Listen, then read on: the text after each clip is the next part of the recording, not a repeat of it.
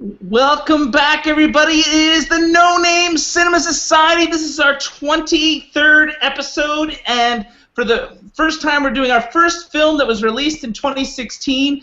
Hi, my name is Jonathan Betzler. I'm here in cold New York City. We just went through Winter Storm Jonas, and this is my fourth consecutive show where I'm in New York. And the ninth that we've done overall here, episode 23, and the fourth in this apartment. I don't know if you guys recognize Greg's apartment. Before I go on, let me introduce my seemingly much warmer colleagues. Davie Joe, you got short sleeves on out there in Charlotte. That's right. Well, winter came and went, man. We're back in the spring now. And Davie Joe, by the way, one of our fans has recently called you our frat boy factor. How do you feel about that? I feel like we're hurting for a frat boy, but well, yeah, we needed you, so you came through for us. And the same fan called J Money, Mr. NPR. That's true. I do work for NPR. Well, I don't know if that's what she meant by that, but that's good to know. What do you do for NPR? I talk about I turn a lot of knobs for the radios. Obviously, I have to tune everybody's radios in their actual apartments. It's a thankless job for NPR, unfortunately. Davie Joe understands, though, right, Davie Joe? Sure. You're on board with this, right? What's up with the Flash, by the way? Is there a special occasion for the Flash tonight? Oh no, it's Oh.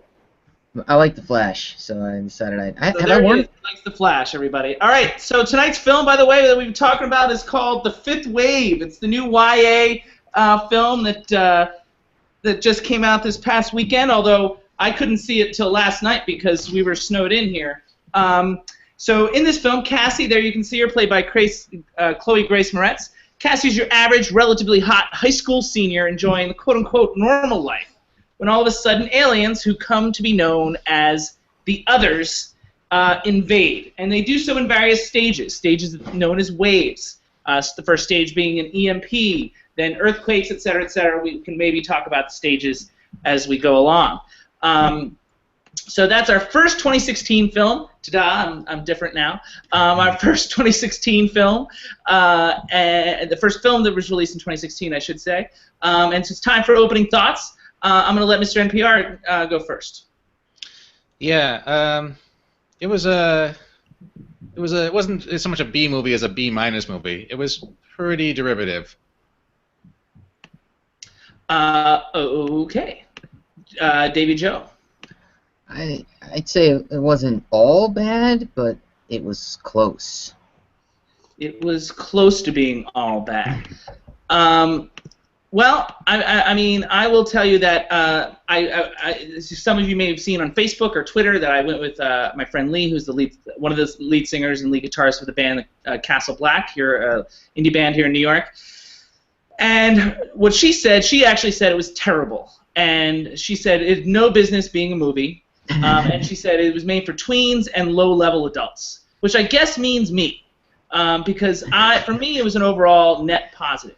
I think that I saw a lot of potential, particularly in the direction and the editing. I was actually enjoying it for about 2/3 of the movie until it hit a wall and it went very, very awry for me. Granted, I tend to root for underdogs in these situations, but I mean, I had a lot of hope, and we're going to talk about that. But let's start where it went awry, all related to the plot. I feel like there was a couple things looking back that I'm trying not to give too much away, that were questionable, but I was willing to go with it. But then one thing happened that I didn't really that I couldn't buy, and then it was all over from there. So there's several plot twists, some of which work, some of which just almost derailed the whole movie. Did you guys? I mean, I guess Davie, let me ask you, because you're saying it wasn't all bad. Are you sort of feeling what I'm saying? I am feeling what you're saying, and I was okay. Like the first 20 minutes, half hour, I was okay. I was like, this isn't bad. This could be all right. and it kind of fell apart. And J Money, so it fell apart for you sooner than it did for me. Can you say about where it fell apart for you, Davey, before I get to J Money? Without giving too much away, like I'm trying to be careful. Without giving too much away, there was a group of people that should have, I thought, noticed the thing that they were not noticing. I don't know how to be any more vague than that, but that's pretty vague because I feel like that particular incident came up a couple times. I mean, like, are we talking about potential electromagnetic pulse issues? Or yes, that is a very big one. Yeah, I mean, like that was one of the ones that because it was so early on, I was waiting for an explanation, but that issue was less of an issue for me because actually it makes sense. But you're saying yes, they should have noticed it.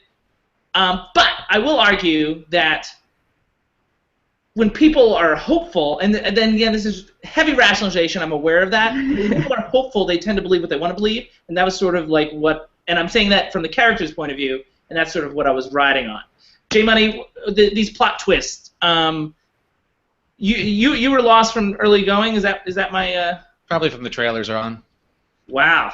I don't know. Honestly, while you were ready to hate. Well, while you were asking Davey Joe, I was honestly going through my mind about the point where I started to roll my eyes. And it probably wasn't too far after the opening credits, honestly. After there's an initial scene where you sort of establish Chloe Moretz's character as she's coming out of the woods and sort of you see how she's become a survivor. When it goes to a voiceover to start explaining pretty much all the exposition, that's about the first clue in that I was in for a rough ride from my point of view. Yeah, and we'll get to that. We'll get to that. I want to get to that. I don't want to jump around too much. Another issue that I had is an issue of perspective, and this is a minor issue, I grant you, but I felt like it missed an opportunity here because for the most part it stays in Ohio, and it just sees the alien invasion from the perspective of the small town folks. But then all of a sudden, sort of midway through it sort of jumps around the world, and some of the coolest scenes, like this one here, like it looks cool and awesome, but I mean, like it shifted the perspective for me in a weird way that I didn't enjoy. I also felt, like when it cuts to different places in the world, like whether it's this, I think is Miami, and then there's Siam at one point, and New York, and so that felt bad in terms of tone, and again at this point in the movie I was willing to let it go, like it was a minor flaw. So I don't know. What do you guys think about that? Anybody? Well, I think what that happened was that's a very boilerplate thing to do in any kind of disaster movie. I guess it didn't feel out of place because it's exactly what I would expect, and I guess that's part of the reason I have a problem with the movie in general. In terms of it taking place in Ohio and actually taking place in a relatively pretty small and unidentifiable area in Ohio, it really could have been anything and anywhere on some backlot. There was a lack of epicness to the movie in general, which I think was probably because of the production values or whatever. And it seemed like the scenes that you're talking about were them trying to shoehorn in some sort of some sort of credibility in terms of it having an epic level. Yeah, maybe. I think that's true, but I mean, like, I prefer the smaller town things. It gave it some what felt like potential plausibility in the sense that it was a sort of a narrow vision of how somebody would experience it, a limited perspective, if you will, something like Signs, which is not a movie I love, but it as an example, like everything is seen from the perspective, and if you see stuff going on around the world, it's on televisions or something like that. Well, I certainly have a problem with a small-scale environment. I think it's just, for me, there was a real genericism to what they chose to show. There was really nothing special about the environment that they chose to focus in on. Well, JB, I think he didn't. The filmmaker didn't trust it. He should have just gone with that instead of being nervous about it and then saying, you know what, maybe I'll show Miami. Or, I mean, it may not have been the filmmaker. It might have been, the studios or even the screenwriters potentially. Because I don't know if you guys noticed the credits, but there are some high-level screenwriters in here, like the screenwriter of Aaron Brockovich in 28 Days, and an Oscar-winning screenwriter, Akiva Goldsman from Beautiful Mind, and other things. There's some good talent on these pages here. In the book, I mean, who knows? Who knows how how closely they needed to mirror the book, or what the book even says? Because I certainly haven't read it, so. Also, wouldn't that suggest they were having a lot of script problems and they were trying to pull in people to help them kind of... I mean, not necessarily, but yeah, it could suggest that. And the fact that it certainly felt like they've been overworked a lot, from my point of view. The fact that there's both of them on it does sort of suggest that. Which goes... Let's go back to this other issue here, because I put it in a different category, but Jay Money brought it up, and it's the issue of voiceover. Automatically voiceover is a negative. And in combination with the voiceover, the whole another missed opportunity for this film is this idea that the exposition was rushed. Those first few waves, I think, are really interesting, and I feel like they just sort of told you what happened, and then that was it, and then you just had to deal with it. So I mean, I feel like, but there could have been development there, all this focus on the fifth wave, but the first four waves were interesting in of itself, and I feel like if they really wanted a franchise, I mean, I think the first wave alone, or the first couple waves, there was potential there, and the first three waves in particular were interesting enough. Then I felt a little gypped that they just went by so quickly in voiceover. No, I agree. I think that the first waves were probably more interesting than the wave we got to see, which doesn't speak well for the movie. But I agree with what you're saying. Well, I don't mind the last wave. I mean, I don't know. I mean, I tried to hint to you guys what the plot twist was, very subtly, that threw me for a loop and sort of really, I wouldn't say ruined the movie for me, but it disappointed me greatly because I was seeing potential. And did you guys see from the various hints I was dropping what the plot twist was I was talking about that led me astray by chance? Yeah, I have a guess, but I'm not 100% on it. Think about what the photos that I was putting up at that time. But so well, I'm at a loss for that one. I mean, there was exactly one twist that I did not see coming that didn't really change my opinion about the movie. Because I guess at that point, everything was such a mess to me. It didn't really matter. It almost seemed comical to me to do it that way. But since we're talking in such vague terms, I mean, how is it a mess though? I mean, up until Davie lasted for 30 minutes. I probably lasted a good hour. What made it a mess from the first 30 minutes that Davie and I didn't see? In the first 30 minutes, I guess that's always a matter of opinion. I just found everything about it, even from the opening scenes where she is, progressing into a gas station to hunt and collect. It's things that we've seen a lot of times before, and also a lot of times recently, especially with all these other Survivor shows that are happening right now.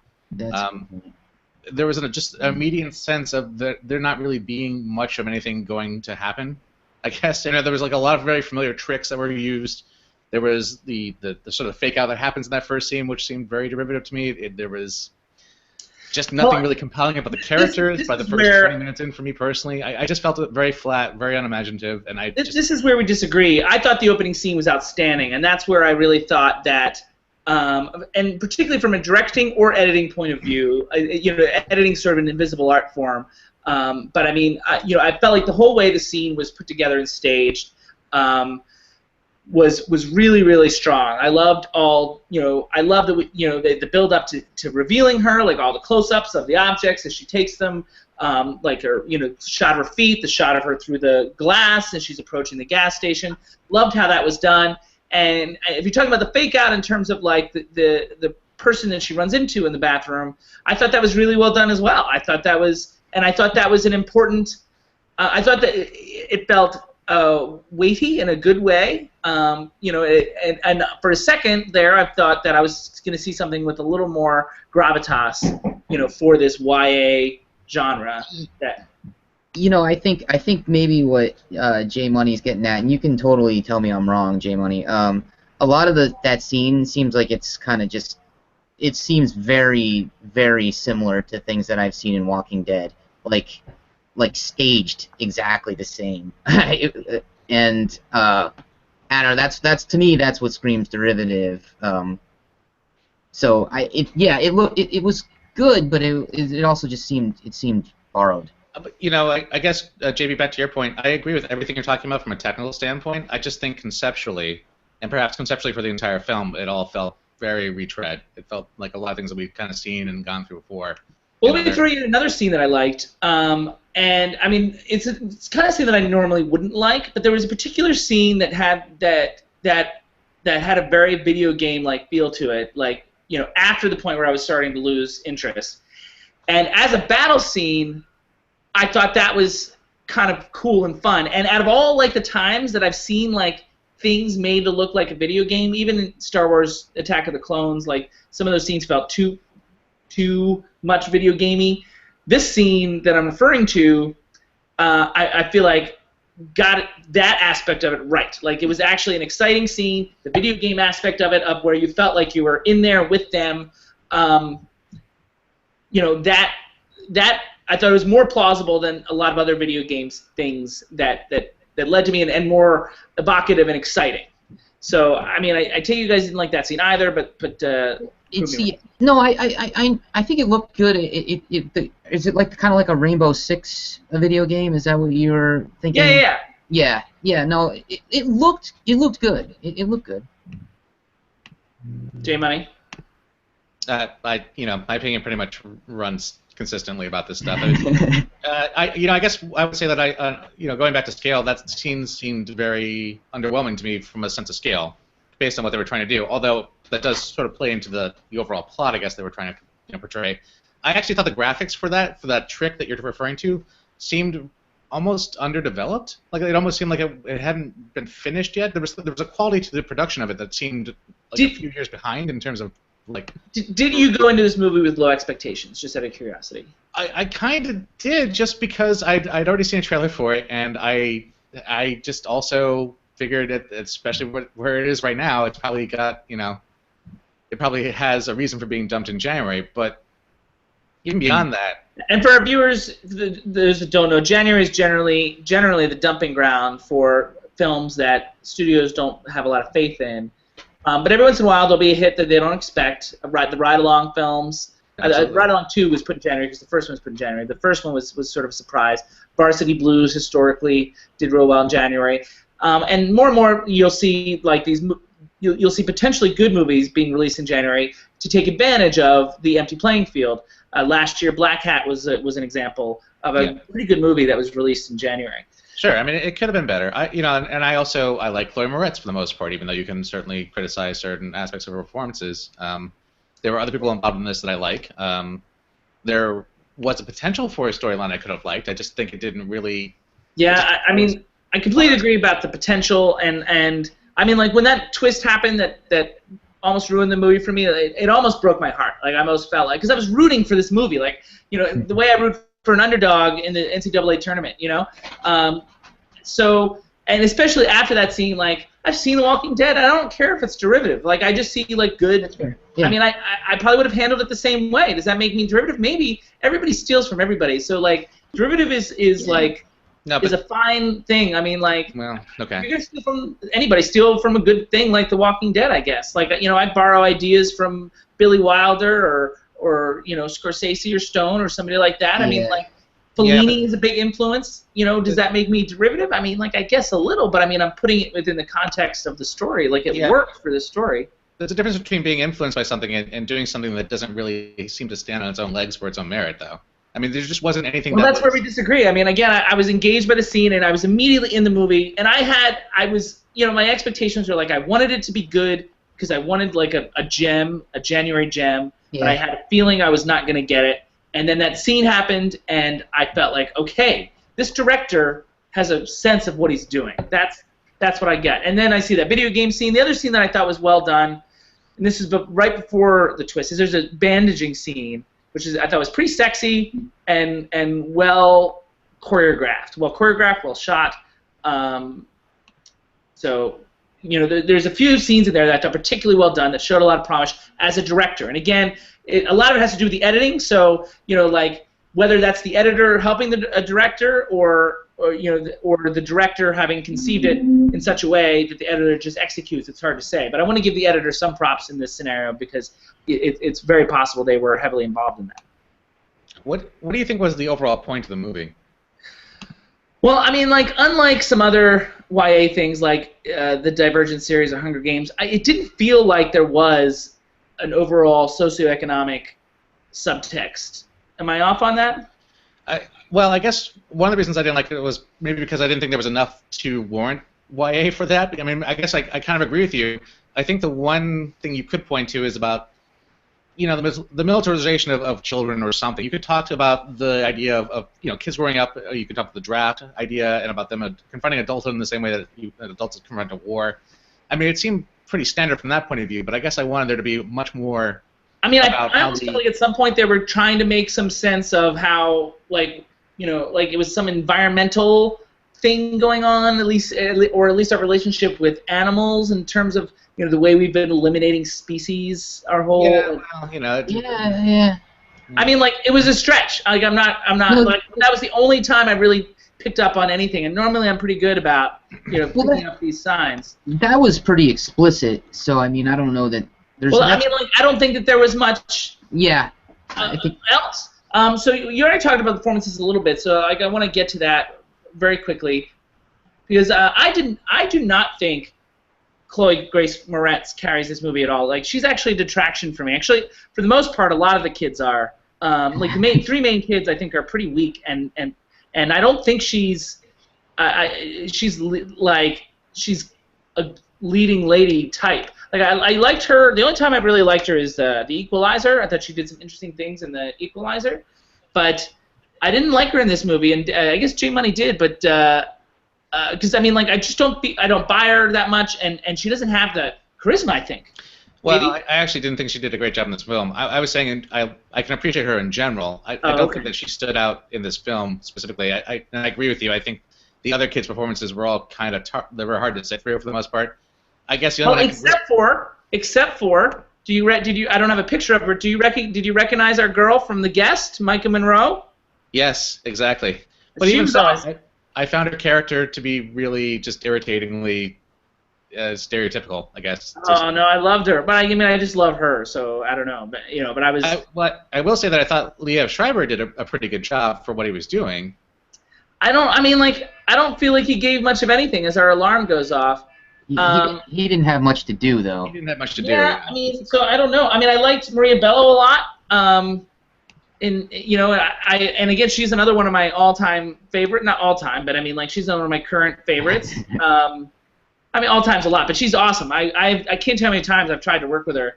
And she's so different in this role. I think she's outstanding.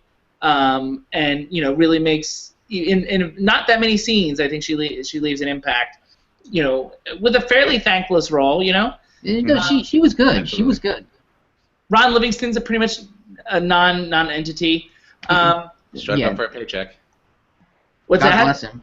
I assume he showed up for a paycheck. I mean, that's fine. I have no problem. So did Liev Schreiber. He's there to he wants to fund his dream project about he wants to play the guy that Rocky Balboa was based on. Okay. So one more topic before we go. I have two choices, and I'm going to go with. We talked a little bit about. I mean, like, what I wanted to end on was. I mean, I really felt like this concept had potential. So, I mean, have we covered that already, or should I go to the other topic, or do you think that you have more to say about that? I don't, but maybe Davy Joe does. No, go ahead. Let's go with the other one. We covered it. Well, the other one is feminism and female role models was the other topic I had for this, and I was curious if this. I asked Lee, who I went to the movie with. And she said it was not good from a female role model point of view, and I that surprised me because I thought there's elements that would be because she's a strong-willed, capable woman. But she said the very fact that there was a love story, and this is the only female perspective that we're going to get, the fact that there was a love story at all debunked the whole female strong woman concept, which I thought seemed unfair because it did feel like she took control of that romantic situation. It's a really good point. It's just I think she's probably just tired of the fact that if there's a female lead in a movie like this, there's gotta be some triangle. There's gotta be some. Yeah, they all have the triangles, but I mean at the same time, I mean like strong women are allowed to have relationships, aren't they? Sure, they are, but it just seems like it absolutely has to happen, and it always has to be some kind of pull between the two. Right. I mean, it did feel though. I mean, like I'd say that like even in the more successful Hunger Games, the love story was the least successful part of it. Absolutely. But I mean, like, and she was for a strong-willed female, she was so weak when it came to that stuff. At least this one, was a little more. I mean, she initiated the physicality. She was a little more. She knew what she wanted. You know what I mean? Like, I just felt like she was a little more comfortable with that aspect of herself. Well, I don't want to speak for Lee on this, but I guess from my point of view, I would agree with her because the love relationships and sort of the drama that unfolded around her love triangle was one of the major sort of plot vehicles, as opposed to it being a side story about her finding love, which I think would be less of an issue in this situation. Like her relationship with these two men that end up being sort of the competing for her heart are the ones that are ultimately driving what's happening with her in the film. So in that sense, the film is really ultimately about her finding a relationship, and then there's aliens in the background apparently. But it seems like it was mostly more centered on her navigating these waters than it was about her surviving an alien, invasion in a way. Well, that's that. We got to wrap up, guys. So that sort of covers us for now. I'm gonna zip up a little bit because I'm showing a little too much undershirt here, guys. So with that said, that's our discussion of the fifth wave. Our next current feature comes up in less than 2 weeks on February 8th, 2016. It's a Monday night. We're going to talk about Hail Caesar. What up? And I will be back in Los Angeles for that discussion. So 8 p.m. Eastern for these guys, 5 p.m. Pacific for me. Hail Caesar, the new Coen Brothers film, is our next current feature for discussion. But right now, we're going to go indie on you guys. Our indie spotlight's coming up next. About 3 minutes, we're going to do Steve McQueen's film Shane. And that's coming up 3 minutes, our indie spotlight for the night. We will see you then.